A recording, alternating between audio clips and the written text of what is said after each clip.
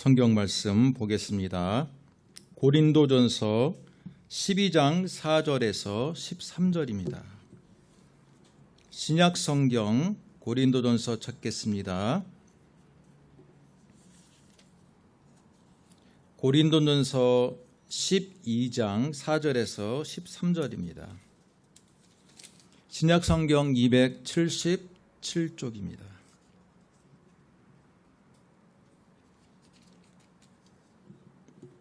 (12장 4절에서 13절) 저와 여러분이 한 목소리로 같이 읽겠습니다. 은사는 여러 가지나 성령은 같고 직분은 여러 가지나 주는 같으며 또 사역은 여러 가지나 모든 것을 모든 사람 가운데서 이루시는 하나님은 같으니 각 사람에게 성령을 나타내심은 유익하게 하려 하심이라. 어떤 사람에게는 성령으로 말미암아 지혜의 말씀을, 어떤 사람에게는 같은 성령을 따라 지식의 말씀을, 다른 사람에게는 같은 성령으로 믿음을, 어떤 사람에게는 한 성령으로 병 고치는 은사를, 어떤 사람에게는 능력 행함을, 어떤 사람에게는 예언함을, 어떤 사람에게는 영들 분별함을, 다른 사람에게는 각종 방언 말함을, 어떤 사람에게는 방언들 통역함을 주시나니 이 모든 일은 같은 한 성령이 행하사 그의 뜻대로 각 사람에게 나누어 주시는 것이니라. 몸은 하나인데 많은 지체가 있고 몸의 지체가 많으나 한 몸임과 같이 그리스도도 그러하니라. 우리가 유대인이나 헬라인이나 중이나 자유인이나 다 한 성령으로 세례를 받아 한 몸이 되었고 또 다 한 성령을 마시게 하셨느니라. 아멘. 오늘 우리가 읽은 이 말씀을 가지고 하나 되게 하는 성령이라는 제목으로 말씀을 듣도록 하겠습니다. 자, 우리 한번 따라해 보겠습니다. 하나 되게 하는 성령. 네.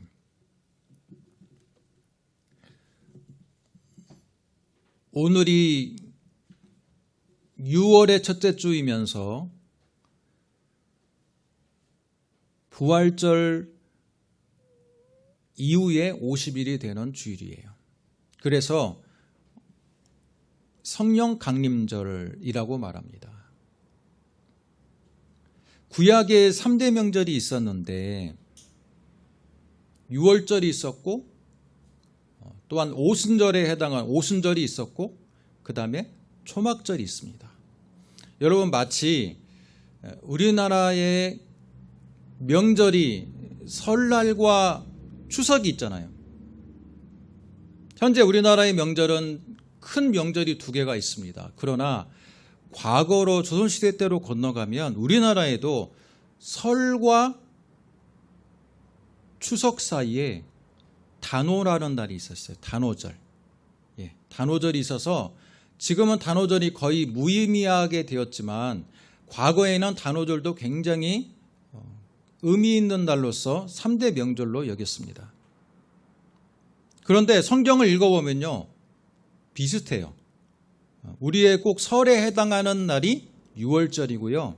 또한 우리의 추석에 해당하는 날이 초막절이에요. 그리고 그 사이에 있는 단오절에 해당하는 비슷한 날이 오순절이라고 볼 수 있습니다. 이 오순이란 말이 무슨 뜻일까요? 오순, 50이란 말이야. 50. 그러니까 50일 이후, 6월절 이후 50일 이후. 자, 그런데 한번 생각해 봅시다. 구약에서 50일 이후가 오순절이라면 6월절 이후에 50일 이후가 오순절이라면 예수님께서 십자가에 달리셨던 날이 언제입니까? 6월절이에요. 6월절 명절에 디아스포라 유대인들이 다 그 예루살렘에 모였을 때 예수님이 예루살렘에 입성하셨고 그 6월절의 어린 양으로서 예수님이 십자가에 달리셨습니다.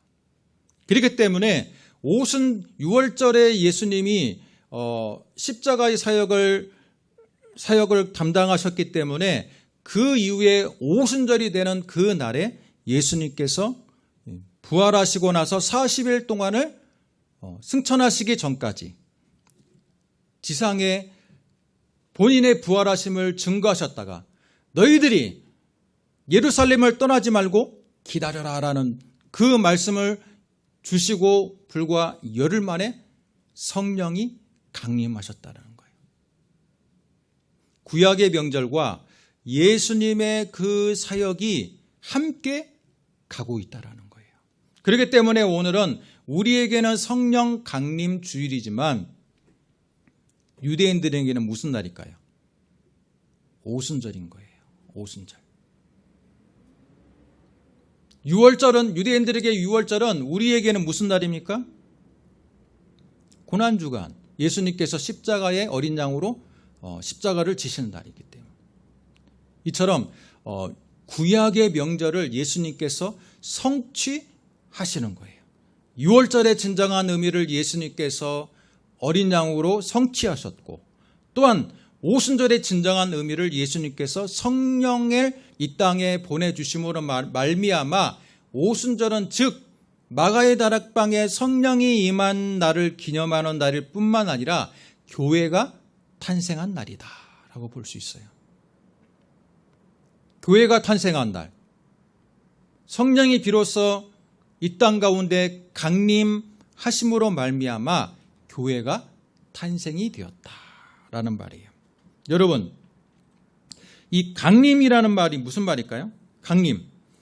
신이 하늘에서 세상으로 내려온다는 말이에요. 그렇기 때문에 우리가 성령 강림 주일이라는 것은 하나님의 삼위의 위격으로 계시는 성령께서 이제 인간 세상으로 내려오셨다라는 의미가 성령 강림 주일이다라고 볼 수가 있습니다. 사도행전 1장 4절을 보면 예수님께서 승천하시기 전에 제자들에게 명령하시기를 예루살렘을 떠나지 말고 아버지께서 약속하신 것을 기다리라 라고 되어 있어요. 근데 그 예수님의 승천의 모습을 500명의 문대가 보았고요. 그 예수님의 그 40일 동안의 부활의 행적은 약 600명의 사람들이 다 목격을 한 거예요. 그리고 나서 예루살렘을 떠나지 말라 하면서 예루살렘에 마가의 다락방에 성령이 임했을 때 몇 명이 그 성령의 충만함을 받았습니까? 예수님의 부활을 목격한 600명이 다 받은 게 아니고 마가의 다락방에서는 120명의 분도만이 성령의 충만함을 받았어요. 그래서 어떤 목사님은 그래요. 나머지 480명은 어디 갔느냐라고 말해요. 예수님의 부활을 600명에게 밝히 드러냈음에도 불구하고 많은 사람들이 그 불과 10일 동안을 예루살렘을 떠나지 말고 너희들이 성령이 임할 때까지 기다리라는 그 명령조차 기다리지 못했다는 거예요. 어찌됐건 성령의 충만함은 성령에 임재하시면 많은 사람들에게 변화를 가져왔어요. 여러분, 사람이 원래 쉽게 변합니까? 변하지 않습니까? 사람은 쉽게 변하지 않아요. 인지심리학자이신 김경일 교수가 그랬어요. 사람이 태어남과 동시에 평생 변하지 않는 게 두 가지가 있대요. 그게 뭘까요? 사람이 태어남과 동시에 평생 변하지 않는 거.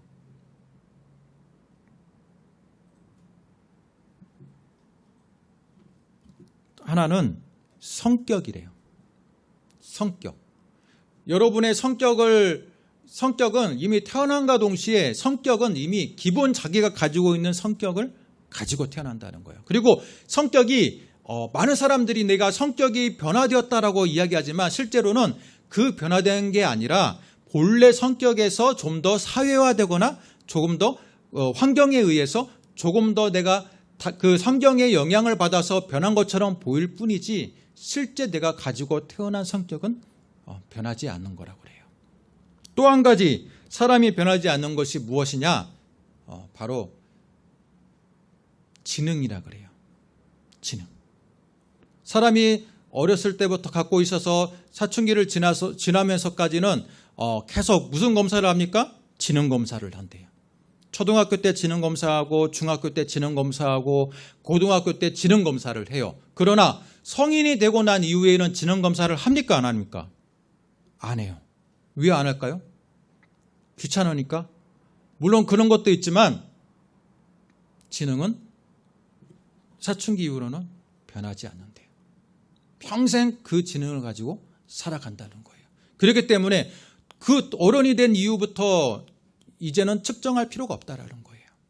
자, 제가 무슨 말을 하기 위해서 이 이야기를 꺼내느냐면 이처럼 성격이라는 것은 하나님이 인간이 이 세상에 태어날 때 각 사람의 고유의 분량대로 성격을 주셨는데 그 성격을 형성하고 있는 인간들이 모인 이 교회라는 곳, 그렇죠? 교회라는 곳. 이 교회에 모여서 얼마나 서로 화합하기가 쉽지 않겠습니까? 우리 MBTI를 보면 몇 가지의 유형이 있습니까?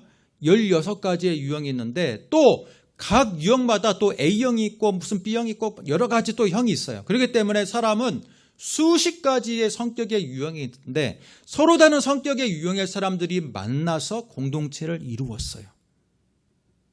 그 공동체가 잘 운영되기 위해서는 얼마나 많은 노력이 필요하겠습니까? 그런데 하나님께서는 이 땅에 교회를 세움과 동시에 하나님의 영이신 성령을 부어주셨어요. 이 성령을 통해서 너희들이 하나가 되어라 라는 거예요. 연합하라.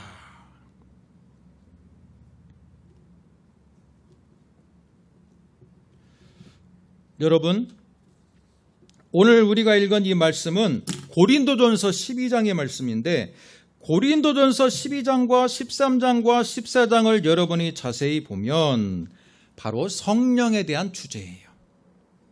고린도 교회에게 사도 바울이 유독 성령을 강조하는 이유가 뭘까요? 고린도 교회 성도들이 성령에 대해서 많은 관심이 있었고 또 고린도 교회는 성령의 역사가 나타나는 교회였다라는 것을 우리가 알 수 있습니다. 자, 고린도전서 1장을 한번 보겠습니다.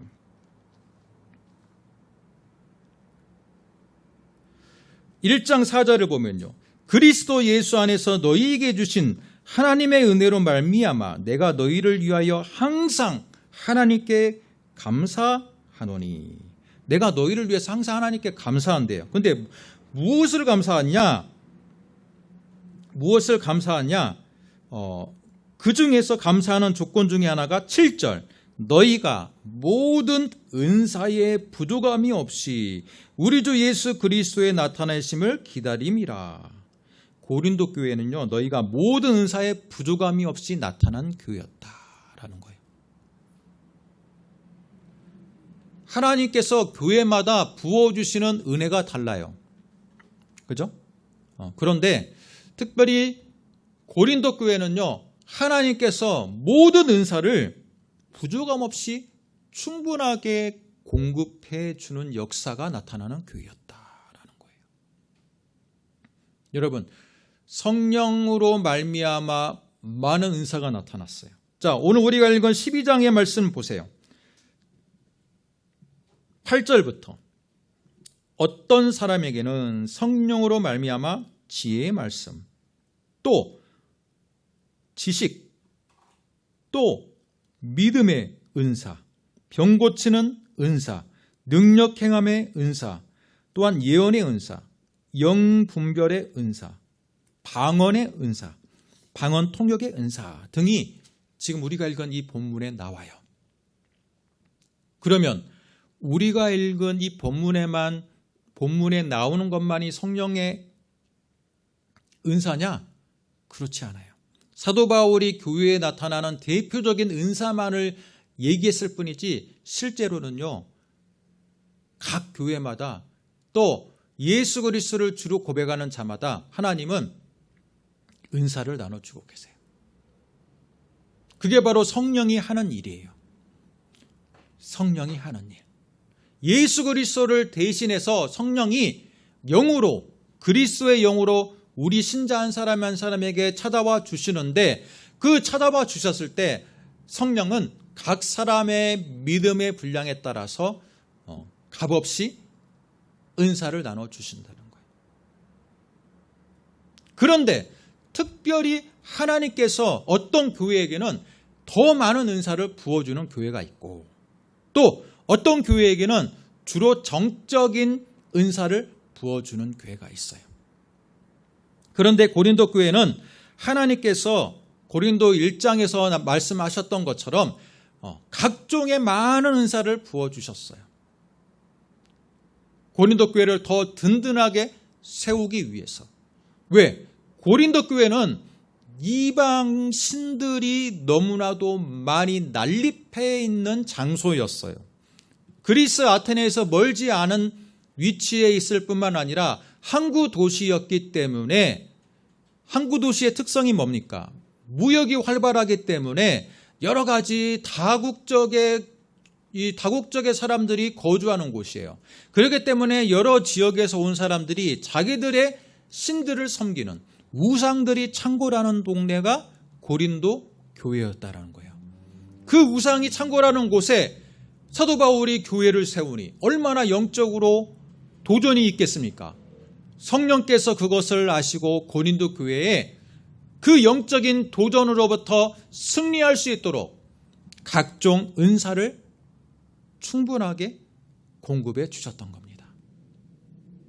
그런데 문제는 그 은사를 가지고 고린도 교회의 성도들은 하나님께서 교회를 더 강력하게 지지하시고 세우기 위해서 우리에게 은사를 주셨구나라고 감사하기보다는 그 은사를 가지고 누가 더 신령하느냐의 잣대로 삼았다라는 거예요.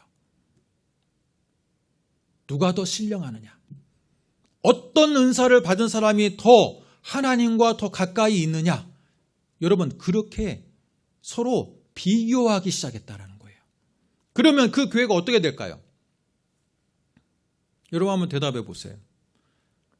하나님께서는 그 항구 도시에 있는 그 여러 이방 신상이 많은 그 동네에 세워진 교회를 사랑하셔서 그 이방 신상의 도전으로부터 승리하기 위해서 많은 은사를 주셨어요. 그런데 그 성도들은 하나님의 그 깊은 뜻을 헤아리지 못하고 서로 은사가 많이 다르니까 어떤 은사 받은 사람이 더 신령하지? 그거에 더 집중했다라는 거예요. 그러면 그 교회가 평안할 수 있어요? 아니면 평안하지 못해요? 평안하기가 힘들어요. 왜냐? 누가 더 신령하느냐, 누가 더 우월하느냐를 따지는 그 분위기가 형성이 됐다면 어찌 교회가 평안할 수가 있겠어요? 사도 바울이 그 소식을 듣고 편지를 씁니다. 그게 바로 고린도 전서인 거예요. 그러면서 사도 바울이 정확하게 말합니다. 4절, 은사는 여러 가지나 성령은 같고 직분은 여러 가지나 주는 같으며 또 사역은 여러 가지나 모든 것을 모든 사람 가운데서 이루시는 하나님은 같으니라. 여러분, 이 4절, 5절, 6절에서 말하고 싶은 건 뭐예요? 우리의 겉으로 드러나는 모양새는 사람마다 너무 다르다는 거예요. 조금 전에 이야기했던 성격도 다르고 지능도 다르고 또 인종도 달라요. 여러분, 고린도 교회는요, 인종도 무역이 활발한 도시이기 때문에 인종도 많이 달랐을 거예요. 뿐만 아니라 고린도 교회는 신분도 달라요. 종도 있고요, 평민도 있고요, 귀족도 있어요. 여러분, 그렇게 되면 어떻게 됩니까? 하나가 된다는 게 쉽지가 않은 거예요.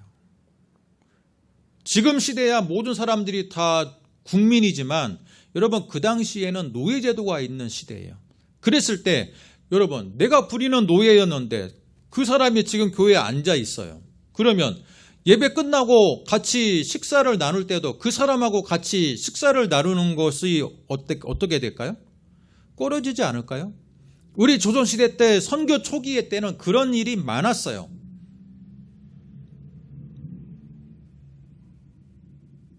종들이 전도를 받아가지고 교회에 앉아 있는데 양반 출신인 사람들이 전도를 받아가지고 왔어요. 근데 지금 보니까 이거 노비 출신이 앉아 있는 거예요. 그러면 어떻게 했냐면 나는 저 사람들과 같이 예배 못 드리겠다. 그 문제로 교회가 하나가 되지를 못하는 거예요. 그래서 나중에 우리 선교 초기의 역사를 우리가 공부하다 보면 어떤 일이 있었냐면 남자와 여자를 또 갈라요. 남녀 7세 부동석이라 해가지고 커튼으로서 남자의 좌석과 여자의 좌석을 갈라요. 뿐만 아니라 평민과 그죠? 노비와 또 양인과 양반을 또 나누려고 하는 그런 시도들이 많이 있었어요. 그만큼 신분제도와 기본 가지고 있는 서로 다른 것들이 하나가 된다는 것은 굉장히 쉽지 않은 일이라는 거예요.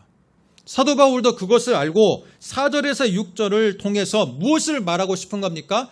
그럼에도 불구하고 사람들이 서로 다르고 서로 은사의 모양새도 다르고 서로 직분의 모양도 다를지라도 그럼에도 무엇은 하나다?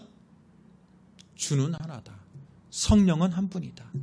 여러분에게 각자의 모양새대로 다르게 형성시킨 그 모든 것들은 한 분이신 하나님께서 역사하셔서 여러분 다른 모양새로 태어나게 했을 뿐이지 주는 같으신 분이다.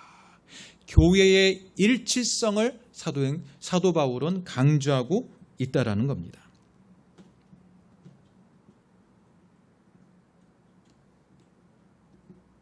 그렇기 때문에 사도 바울은 말합니다. 13절 우리가 유대인이나 헬라인이나 종이나 자유인이나 다 한 성령으로 세례를 받아 한 몸이 되었다. 그 말이에요. 여기 지금 유대인도 있고 그 당시에 헬라인도 있고 종 출신도 있고 자유인도 있고 귀족도 있고 그런데 이 모두 서로 다름에도 불구하고 우리가 이 자리에 앉을 수 있는 이유는 뭐냐? 교인으로서 앉을 수 있는 이유는 뭐냐? 다 한 성령으로 우리가 세례를 받고 또 한 성령을 우리가 다 마셨다라는 거예요. 마셨다. 그게 바로 교회의 일치성을 이야기하는 것입니다. 여러분 성령 강림주의라면요. 흔히 생각하는 게 성령하면 뭔가 신비로운 것을 먼저 생각해요. 신비로움. 특히 우리나라도 마찬가지로 토속적인 신앙에 많은 영향을 받아서요. 우리 초창기 때 1960년대 기도운동이 한참 일어날 때, 운사운동이 일어날 때, 부흥회가 한참 일어났을 때 성령에 대해서 이렇게 오해한 적이 있어요. 성령을 충만하게 받으면 이제 어떤 배우자한테 결혼해야 될지를 성령의 은사를 받은 자한테 물어봐요. 내가 사업을 할 때 어떻게 사업을 결정해야 될지를 또 물어보러 와요.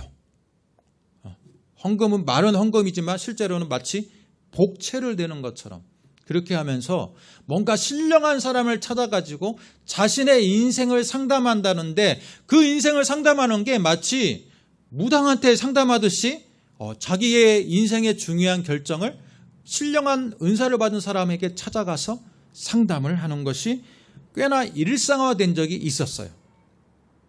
여러분도 그런 경험이 있을지는 모르겠지만 분명히 나이가 좀 드신 분들은 아마 분명히 그런 경험이 있었을 거예요.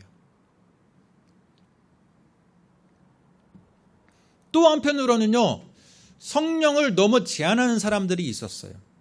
제가 속해 있는 교단도 굉장히 보수적인 교단이기 때문에 굉장히 성령의 역사를 제한하는 교양들이 있어요. 심지어 어떤 목사님들은 어떤 또 신학 교수들은 방언은 없다. 이 시대의 방언은 이제 없다. 그러면 지금 성도들이 하는 방언은 뭐냐? 가짜 방언이다. 왜? 오순절 초대교회에 나타났던 방언은 각 나라의 언어로서 다 알아들을 수 있었고 통역이 됐다라는 거예요. 언어를 초월하는 방언의 각 나라의 언어의 이 세분화된 나눠져 있는 언어를 초월하는 게 바로 성령의 역사였기 때문에, 자, 언어를 통일시켜서 초대교회에서 하고자 하는 게 뭡니까? 선교를 하기 위해서 방언을 줬다라는 거예요. 그러나 지금 방언은 무슨 막 살라살라하고 무슨 뭐 알아듣지 못하는 방언이기 때문에 이것은 초대교회 방언의 모습을 잃어갔다. 그렇기 때문에 지금 방언은 초대교회 방언이 아니다. 잘못된 것이다. 그래서 성령의 역사를 굉장히 지탄하는 분들도 있어요. 초대교회에 나타났던 성령의 역사는 교회가 이제 탄생했기 때문에 교회가 확장되기 위해서 선교의 목적으로 잠시 동안에 성령의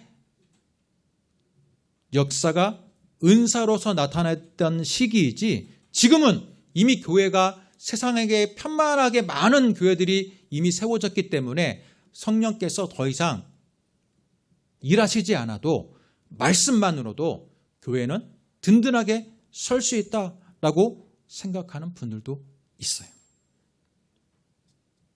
또 한편으로는 성령을 어떻게 이야기합니까?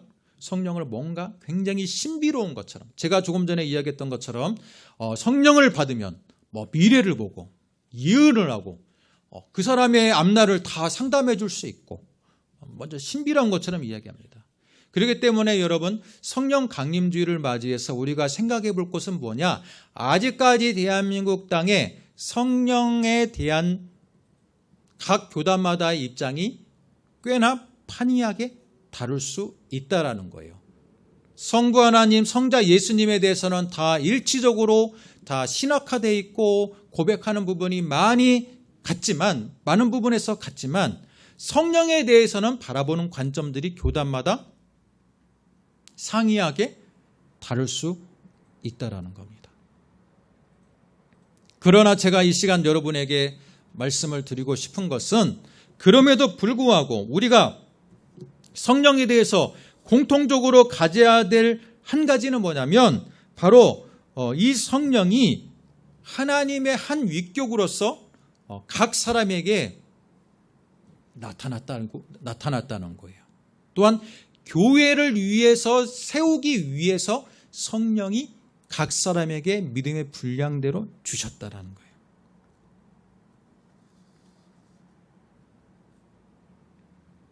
바로 그거예요.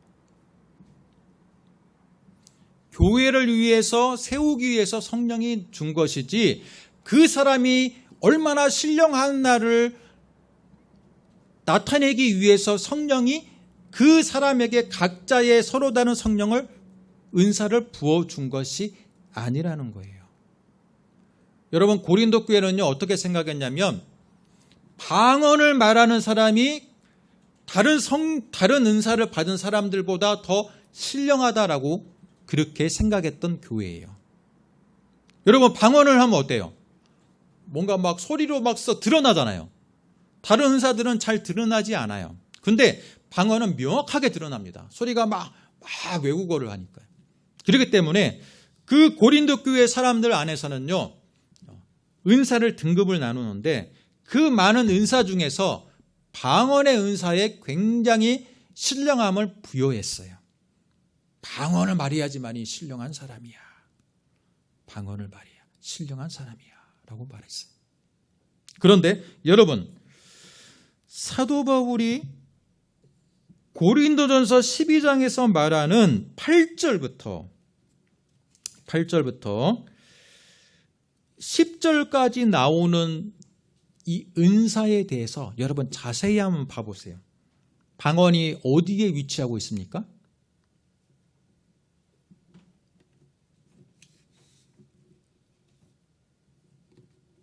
방언이 어디에 위치하고 있어요?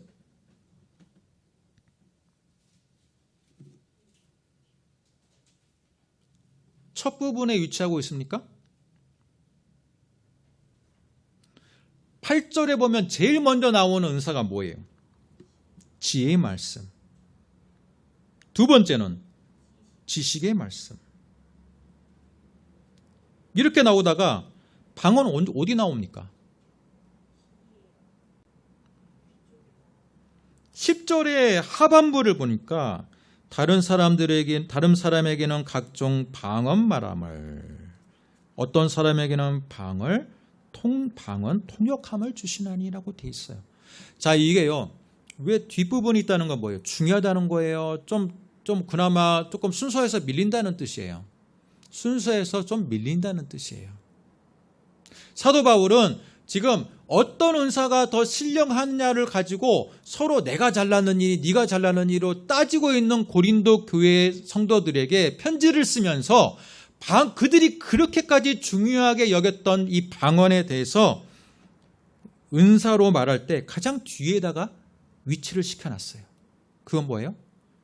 방언 말함 자체가 신령함의 근거가 될 수도 없을 뿐만 아니라 방언이 가장 높은 은사로서 여겨져야 할 필요성도 없다라는 거예요. 사도 바울에게 있어서는요, 11절, 이 모든 것은 한 성령이 행하사 그의 뜻대로 각 사람에게 나누어 주시는 것이다. 그의 뜻이 뭐예요? 성령의 뜻, 하나님의 뜻, 하나님께서 주어예요. 하나님이 주어가, 하나님의 주권으로서 각 사람에게 하나님이 그냥 부여하신 것이지, 그 사람이 신령하기 때문에 방언을 주고 덜 신령하기 때문에 다른 은사를 준 게 아니다라고 말하고 있어요.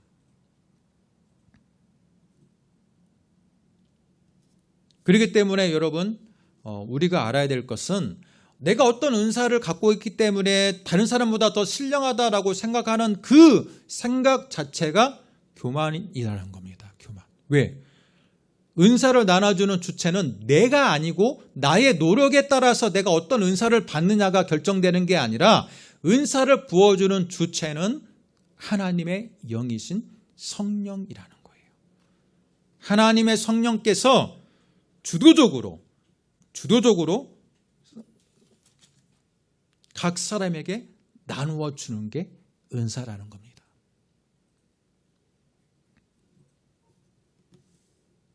그렇기 때문에 여러분, 성령 강림 주일 때 우리가 성령에 대해서 각 교단마다 여러 가지의 관점들이 있지만 중요한 것은 뭐냐? 교단마다 성령을 바라보는 관점은 달라도 중요한 것은 성령의 주권, 성령이 주도적인 역할을 한다는 것은 공통된 입장이에요. 성령은 지금도 역사하고 있다라는 것도 저는 공통된 입장이라고 봅니다. 성령은 지금도 역사하고 있고, 또 성령이 주도적으로 각 신자들의 믿음의 분량에 따라서 성령이 주도적으로 은사를 부어주고 있다라는 거예요. 어떤 사람은 은사를 받고 어떤 사람은 은사를 안 받고 있다라는 게 아니라 우리가 잘 느끼지 못할 뿐이지, 예수 그리스도를 주로 고백하고 또한 여러분 안에 성령이 임하는 모든 신자들의 마음속에는요, 성령께서 각 사람에게 부어주신 은사가 있음을 성경은 말하고 있습니다. 그렇기 때문에 여러분에게 부어주신 은사가 무엇인지를 여러분이 한번 성령 강림 주일을 맞이해서 여러분 자신의 모습을 되돌아볼 필요가 있습니다. 오늘 여기에 나오는 이 8절에서 10절의 말씀만이 은사가 아니라 여러분, 섬기는 은사도 있어요. 구제하는 것도 은사예요. 어떤 사람을 긍휼하게 여기는 것도 은사예요. 또 성가대를 통해서 잘 봉사하고 찬양하는 것도 은사예요. 또 어떤 사람은 교회에 오면 자꾸 막 쓰레기가 눈에 보여. 자꾸 청소하고 싶어. 청소를 잘하는 것도 은사예요. 그렇죠? 식당에서 또 열심히 일을 하고 또 봉사하는 게 기뻐요. 그게 바로 봉사하는 게 또 은사예요. 이처럼 각 사람에게 성령께서는 그 사람의 성향에 따라서 은사를 부어주셨음을 우리는 믿어야 합니다.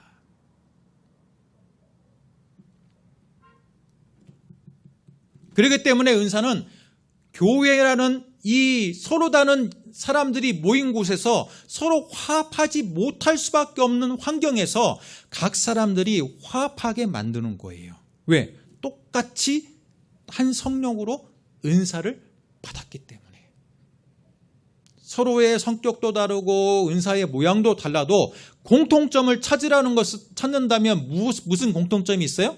한 성령으로 세례받았고, 한 성령으로 은사를 받았고, 한 성령으로 교회 안에서 우리는 모여 있다라는 거예요. 그게 바로 각 사람의 차이를 극복할 수 있는 길이다라는 겁니다.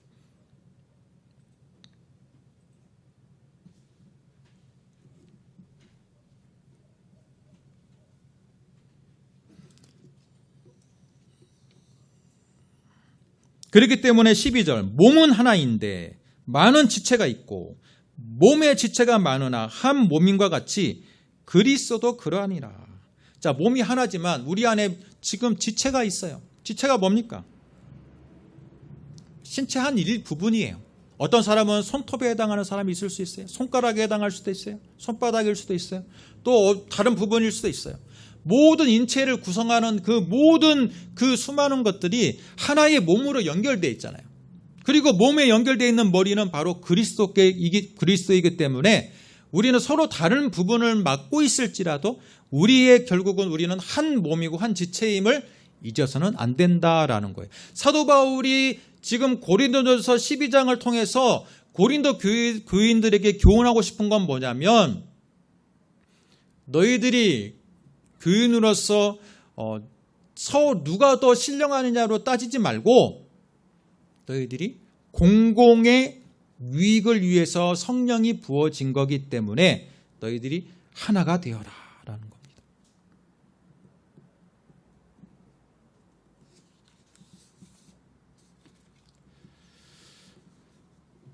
말씀을 정리하겠습니다. 세례를 받았다 할지라도, 또 그리스도가 내 안에 내가 신앙을 고백한다 할지라도 내 안에 나는 아직 은사가 잘 모르겠는데 라고 생각하는 분들이 있을 수도 있어요. 특히 여러분이 어린 분들은 더 그럴 수 있어요. 그렇지만 하나님께서는 결코 여러분을 그냥 놓아두지 않으시는 분이다. 여러분이 성령이 임하는 순간에 여러분에게는 분명히 하나님의 나라를 섬기기 위해서 부어주신 은혜와 은사가 있음을 기억하시기 바랍니다. 그렇기 때문에 성령 강림 주일은 교회의 탄생일일 뿐만 아니라 여러분이 교회의 구성원으로서 이제 교회를 섬길 수 있도록 하나님께서 여러분에게 각자 부어주신 무기와 은혜가 있는 날이다라는 것을 기억하시기 바랍니다.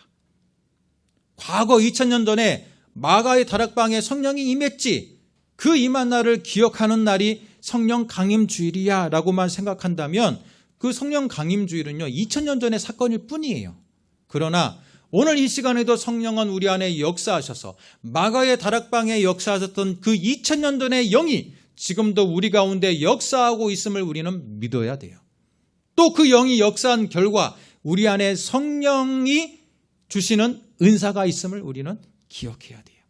그걸 통해서 성령은 서로 다른 사람들이 모인 이 교회 공동체의 하나의 일치성을, 하나의 또 공동성을 회복해 나간다는 거예요. 그렇기 때문에 우리에게 성령이 필요합니까? 필요하지 않습니까? 자, 이제 여러분이 답변해 보세요. 그렇기 때문에 성령이 필요합니까? 필요하지 않습니까? 필요한 거예요. 필요해. 우리가 찬양할 때에도 성령은 우리 가운데 역사하여 주시고 우리 가운데 찾아와 주세요. 우리가 너무나도 세상 일에 바쁘기 때문에 우리가 성령의 역사하심을 잘 못 느낄 뿐이지 성령은 우리 안에 세밀하게 역사하는 영이신 줄로 믿습니다.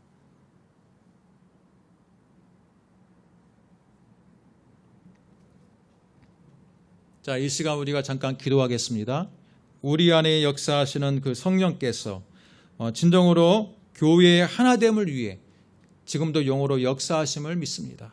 자, 우리 찬양 하나 틀어주시고 우리 같이 기도하겠습니다. 기도합니다. 하나님 아버지, 이 시간에도 진리의 영이신 성령은 우리 가운데 찾아와서 역사해 주신 줄로 믿습니다. 하나님, 교회에 서로 다른 사람들이 모여서 하나를 이룬다는 것이 얼마나 힘든지요. 그 힘듦을 알기에 하나님은 지금도 영을 각 사람에게 부어주셔서 내 성향을 내려놓게 하시고 하나님의 성향을 닮게 하셔서 교회의 일치를 이루게 하여 주신 줄로 믿습니다. 이 시간 우리들의 마음을 모두 내려놓게 하시고 성령의 귀를 기울이는 저희들 되게 하여 주옵소서. 성령의 강림주의를 맞이해서 나의 삶 속을 지금도 세밀하게 역사하시고 인도하시는 성령의 음성에 귀를 기울이는 한 주간이 되게 하여 주시고 매 순간순간마다 우리 안에 계셔서 우리를 하나님의 성품을 닮아게 하게 하는 그 성령을 따라 그리스도의 선한 열매를 맺어갈 수 있는 우리들 될 수 있도록 하나님 은혜 베풀어 주시옵소서. 성령은 우리들에게 임하여 주셔서 성령의 9가지 열매를 맺게 하여 주시는 영인 줄로 믿습니다. 하늘의 열매를 맺게 하여 주시는 영으로 우리가 진정으로 신자다운 삶을 살게 하는 동력이 되는 줄로 믿습니다. 아버지 하나님, 이 시간에도 역사하여 주셔서 우리 한 사람 한 사람 가운데 성령의 충만함을 허락하여 주옵소서. 성령의 부어주심의 은혜가 있게 하여 주시옵소서.